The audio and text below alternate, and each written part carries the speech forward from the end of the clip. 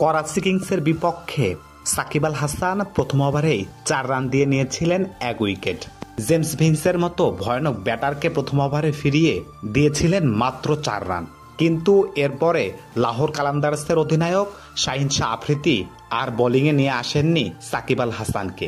আপনিও যেমন অবাক, তেমনি অবাক হয়েছে দেশের সকল ভক্ত সমর্থকেরা। কিন্তু এরপরে সাকিব আল হাসানকে কেন বোলিংয়ে নিয়ে আসা হলো না? এর জবাবটি হচ্ছে, সাকিব আল হাসানের বোলিং অ্যাকশন নিয়ে প্রশ্ন তুলেছিল আম্পায়াররা।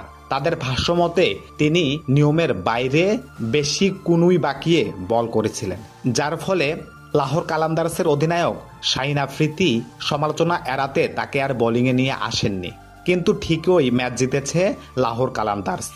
ম্যাচ শেষে সাকিব আল হাসানকে ধন্যবাদ দিতে ভোলেনি লাহোর কালান্দার্সের অধিনায়ক শাহিন শাহ আফ্রিদি। তিনি বলেন, দীর্ঘদিন পর মাঠে ফিরে সাকিব আল হাসান দারুণ খেলেছে। বল হাতে প্রথম ওভারেই দলকে ব্রেক থ্রু এনে দিয়েছে।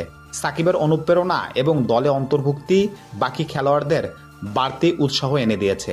সত্যি বলতে সাকিবের ছোঁয়ায় পুরো দলের ভাবমূর্তি চাঙ্গা হয়েছে এবং করাচি কিংসকে হারিয়ে সেমিফাইনালে উঠতে পেরেছি।